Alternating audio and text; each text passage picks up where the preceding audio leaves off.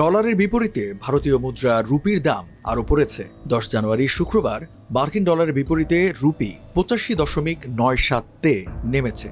প্রতি ডলারের বিপরীতে এখন পাওয়া যাচ্ছে 86.20 রুপি। অর্থাৎ ভারতীয় রুপির দর এখন ইতিহাসের সর্বনিম্ন পর্যায়ে। যুক্তরাষ্ট্রভিত্তিক সংবাদ মাধ্যম রয়টার্স জানিয়েছে এমনই খবর।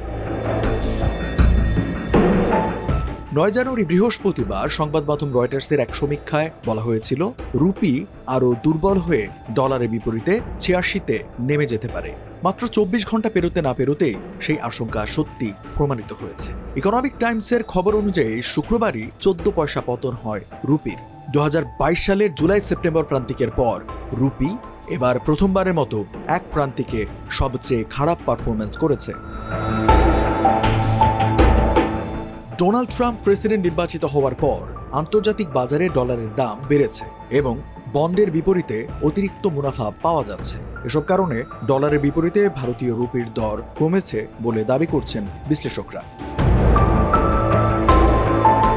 বাণিজ্যে লেনদেন, ভারসাম্য পরিস্থিতি ও শক্তিশালী ডলারের কারণে ভারতীয় রুপি চাপের মধ্যে থাকবে বলে জানিয়েছে আইডিএফসি ফার্স্ট ব্যাংক।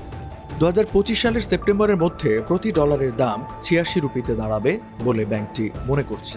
অর্থাৎ ভারতীয় রুপি এ সময়ে আরও দুর্বল হবে।